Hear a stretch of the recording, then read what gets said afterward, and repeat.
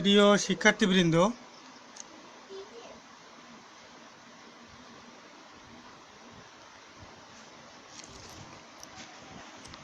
তোমাদেরকে অনলাইন ক্লাসে স্বাগত জানাচ্ছি। দেখো, অনলাইন ক্লাসে পাঠকক্ষে তোমাদেরকে স্বাগতম। আমার শিক্ষক পরিচয় দেখো, আমি দীপঙ্কর রায়,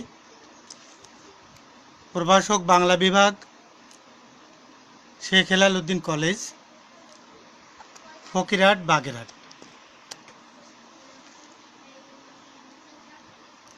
তো আমি আজকে বাংলা ক্লাসে হাজির হয়েছি। তোমরা একাদশ শ্রেণীর এই পাঠটি নতুন পাঠ্য, একটি কবিতার পাঠ আজকে আমি নেব। দেখো, পাঠ পরিচিতি। একাদশ শ্রেণীর এই পাঠটি বিষয় বাংলা প্রথম পত্র, পাঠ্য বিষয় কবিতা। এরপর দেখো পাঠ ঘোষণা। পাঠটি কি? আজকের পাঠ দেখো, প্রতিদান। কবি জসিমউদ্দিনের এই প্রতিদান কবিতাটি নতুন পাঠ্য। আশা করি এখান থেকে তোমরা অনেক কিছু শিখতে পারবে। জসিমউদ্দিনের জন্ম 1903 সালে এবং তিনি মৃত্যুবরণ করেছিলেন 1976 সালে। দেখো, এই পাঠে আজকে যা শিখতে পারবে সেই শিক্ষণীয় বিষয়গুলো কি? পল্লীকবি জসিমউদ্দিনের জীবনী জানতে পারবে।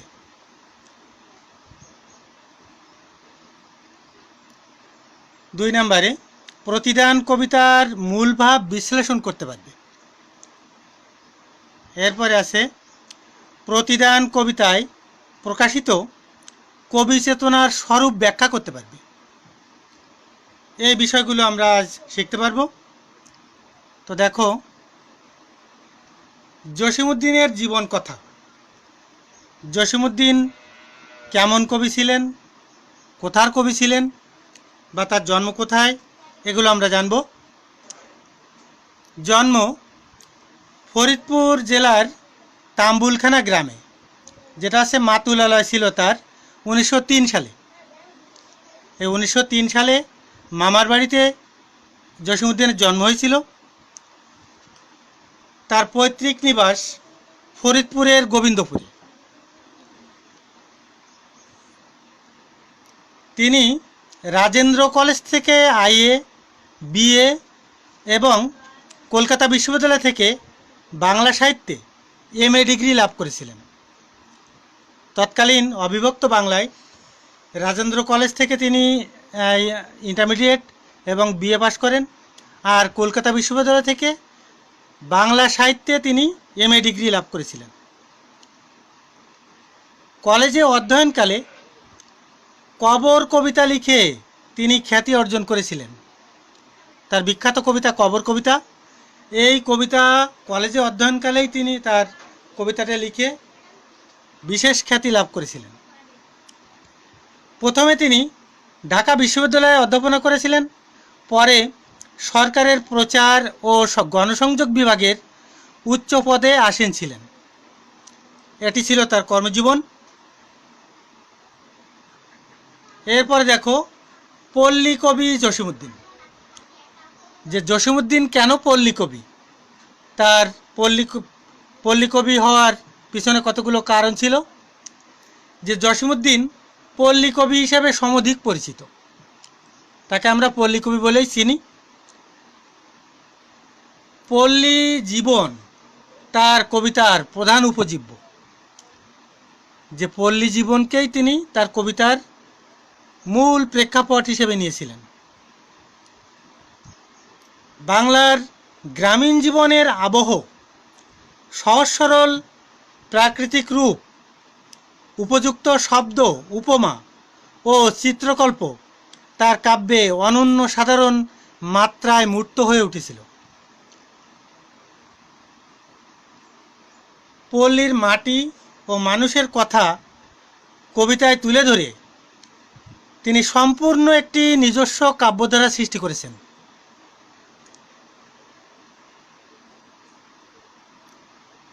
এবার দেখো প্রতিদান কবিতার মর্মবাণী। প্রতিদান কবিতায় তিনি কি লিখেছেন, আমরা সেই মর্মবাণীটা কি তা দেখব। কবিতাটি বালুচর কাব্যগ্রন্থ থেকে সংকলিত। তার একটি কাব্যগ্রন্থ আছে বালুচর, এই কাব্য থেকে এই কবিতাটি সংকলন করা হয়েছে। প্রতিদান কবিতায় কবি পরার্থে আত্মত্যাগ এবং সম্প্রীতির মহান বাণী প্রচার করেছেন। মানুষকে ভালোবাসার মাধ্যমে সৌহার্দ্যপূর্ণ মানবিক সমাজ গড়ে তুলতে তিনি চেয়েছিলেন। আর প্রতিদান কবিতায় কবি ভাবনায় সহনশীলতা, ক্ষমাশীলতা, উদারতার দৃষ্টান্ত ফুটে উঠেছে। আর মানব জীবনের প্রকৃত সার্থকতার দিকটি এই কবিতায় তিনি তুলে ধরেছেন। এ হলো কবিতার মূল বিষয়। এখন আমরা সামনে যাচ্ছি। দেখো প্রতিদান কবিতার নামকরণ।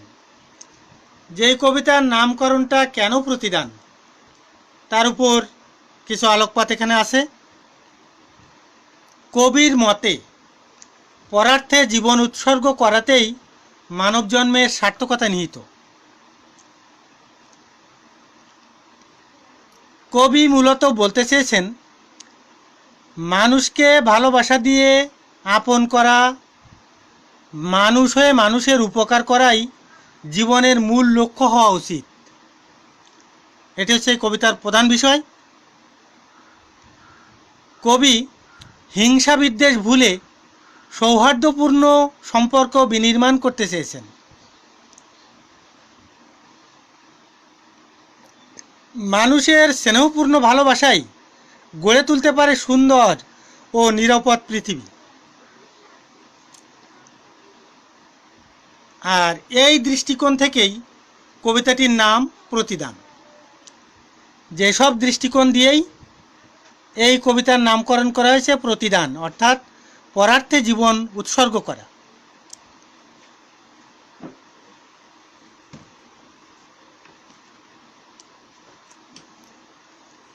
এরপরে দেখো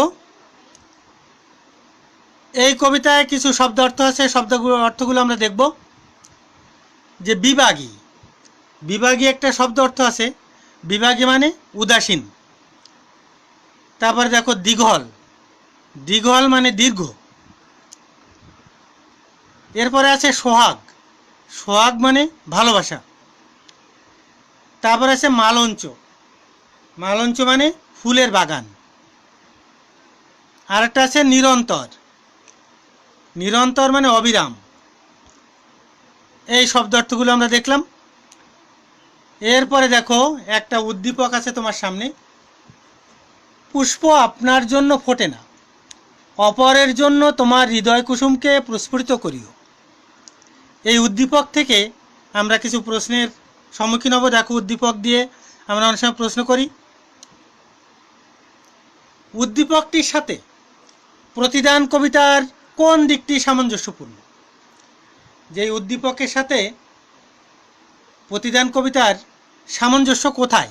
দেখো ক আছে পরার্থপরতা, খ আছে ক্ষমা, গ আছে সহনশীলতা, ঘ আছে মহত্ব। তাহলে তোমাদের কাছে কোন উত্তরটি সঠিক বলে মনে হয়? যে পরার্থপরতা, ক্ষমা, সহনশীলতা, মহত্ব। তা আমরা এই প্রতিদান কবিতায় যেটি দেখে থাকি যে পরের জন্য তিনি নিজের জীবনকে বিসর্জন দিতে চেয়েছেন, অর্থাৎ পরার্থপরতা। উদ্দীপক ও প্রতিদান কবিতায় মানব জীবন সার্থক হবে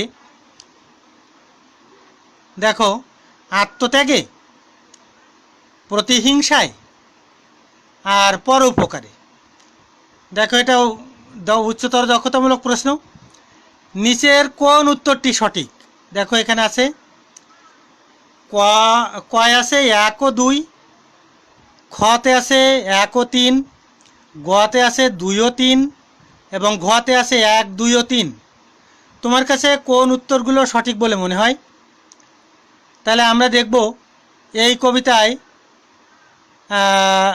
যে তিনটি উত্তর এখানে আছে, আত্মত্যাগ, প্রতিহিংসা, পরোপকার, তাহলে প্রতিহিংসার কথা এখানে বলা হয়নি, অর্থাৎ দুটো উত্তর সঠিক, 1 ও 3।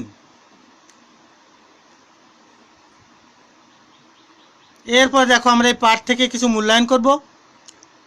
যে তোমার সামনে প্রশ্ন আছে, জসীমউদ্দীনের কবিতার প্রধান উপজীব্য কি?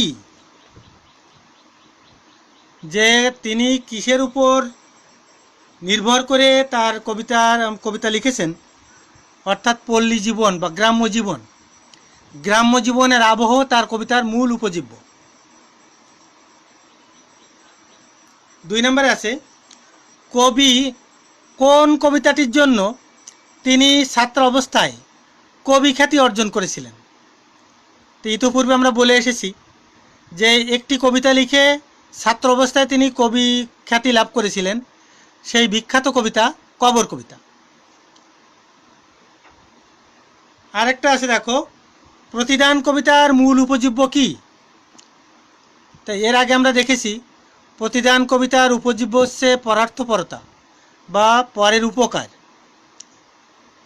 এরপরে আমরা দেখব যে তোমার বাড়ির কাজ আছে, আমাদের কিছু বাড়ির কাজ দেওয়া হয়, এই বাড়ির কাজগুলো তোমরা করবে।